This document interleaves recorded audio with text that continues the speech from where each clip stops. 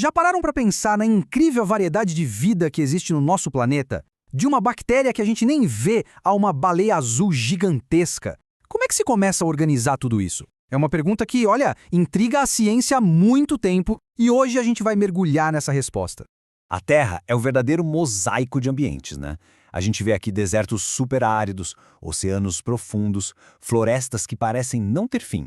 E o mais incrível é que cada cantinho desses está cheio de vida, de formas super únicas, todas conectadas numa teia complexa. A escala disso tudo é de cair o queixo. Então, por onde a gente começa a desvendar essa imensidão toda? Bom, o primeiro passo, a peça fundamental desse quebra-cabeça, é entender um conceito chamado biodiversidade. Mas o que é biodiversidade, exatamente? Sabe, não é só sobre ter muitas espécies diferentes, é bem mais profundo. É a variedade de genes dentro de uma mesma espécie, pensa em todas as raças de cachorro, por exemplo. É a variedade entre as espécies, tipo um cogumelo e um macaco, e, claro, é a variedade dos ecossistemas inteiros, como um recife de coral ou uma savana. É variedade em todos os níveis. E por que isso tudo importa tanto? Porque a biodiversidade não está aí só para a gente achar bonito, não. Ela é a base que sustenta a vida no planeta. É ela que nos dá comida, matérias-primas, até remédios, e ainda faz uns trabalhos essenciais nos bastidores, sabe? Como a polinização, que garante as nossas colheitas. Sem ela, a gente estaria em apuros. Ok, então já entendemos que o mundo é mega diverso. Mas isso cria um desafio gigantesco, principalmente para os cientistas. Como organizar essa variedade toda de um jeito que faça sentido? Como colocar ordem nesse caos aparente? Pensa nisso um pouco. Se essa tarefa fosse sua, como é que se começaria a agrupar todos os seres vivos? Pela cor? Pelo tamanho? Pelo lugar onde vivem? É um problema bem complexo que precisava de uma solução, assim, elegante. E a solução para esse dilema tem nome: classificação. A ideia é bem simples, na verdade: organizar os seres vivos em grupos com base no que eles têm em comum. É tipo organizar uma biblioteca gigante. Se não tiver um sistema para catalogar tudo, achar um livro específico seria uma missão impossível.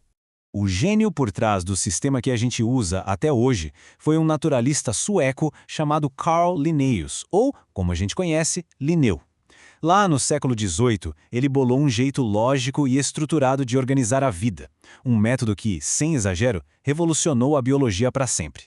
Tá, mas o que faz o sistema do Linneu ser tão genial assim? Como é que ele funciona na prática? Vamos mergulhar nessa estrutura que ele criou, descendo do nível mais geral até o mais específico de todos. Esse esquema todo funciona como se fosse o nosso mapa.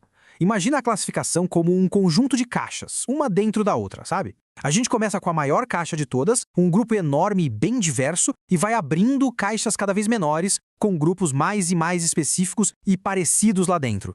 Para ficar mais fácil, pensa nisso como se fosse um endereço. O domínio é o país, o reino é o estado, o filo é a cidade, e por aí vai, até chegar na espécie, que seria o número exato da casa. Cada passo que a gente desce nessa lista, a gente tem uma localização mais precisa no mapa da vida. Vamos dar uma olhada lá no topo da hierarquia, no reino Animalia.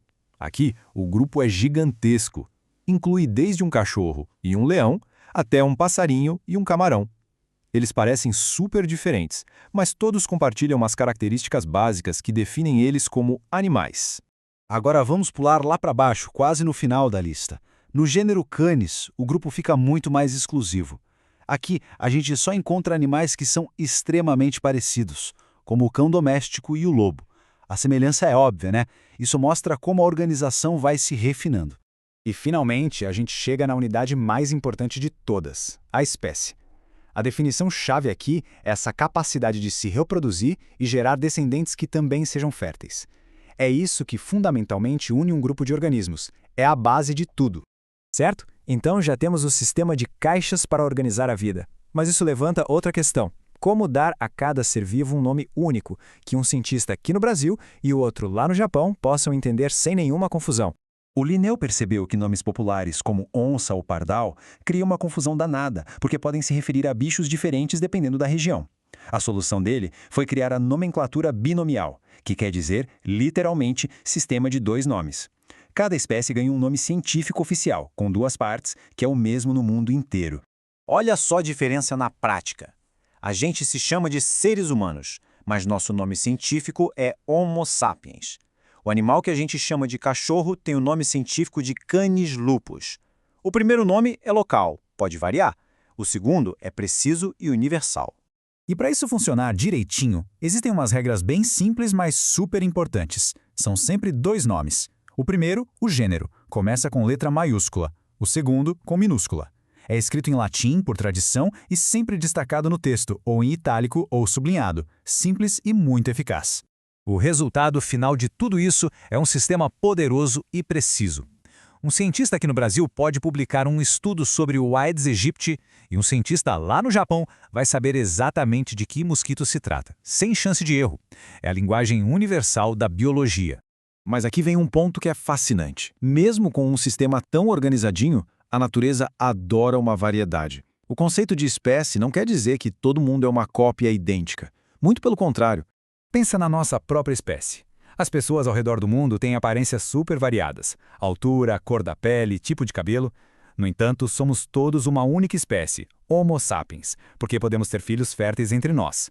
O mesmo vale para as diferentes raças de cães, que são todos Canis lupus.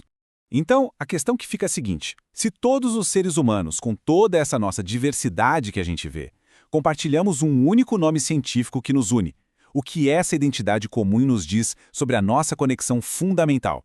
Não só entre nós, mas com todo o resto do mundo vivo que está classificado nesse mesmo e elegante sistema.